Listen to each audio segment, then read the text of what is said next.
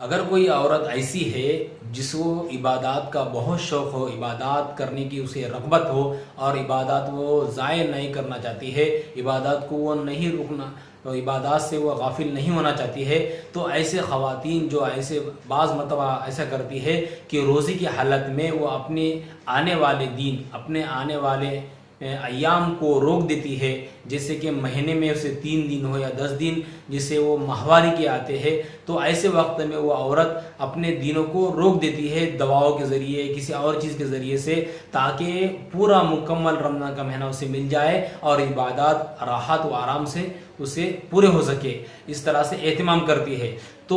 گویا اس طرح سے دواؤں کا استعمال کرنا، حیض کو روکنا، MC کو ایسی دواؤں کے ذریعے روکنا اس کے لیے درست ہے یا نہیں؟ سوال تو یہ ہے۔ جواب اس کا یہ ہے کہ ایسی حالت میں اگر وہ روکتی ہے تو اسے روکنے کی اجازت ہے، لیکن اس صورت میں کہ اگر وہ دوائی استعمال کرنے کی وجہ سے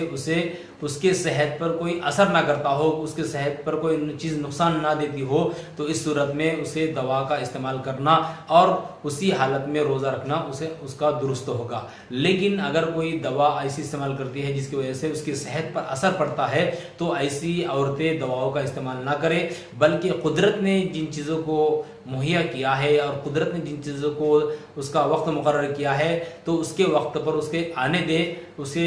ٹال مٹول نہ کرے۔ لیکن اگر کوئی کرتی ہے اور اس کے صحت پر اثر نہیں گرتا ہے تو اسے روکنے میں کوئی حرج نہیں ہے، لہٰذا وہ روک کر اپنے آنے والے دنوں کو، MC کے دنوں کو روک کر وہ روزے کا اہتمام کر سکتی ہے۔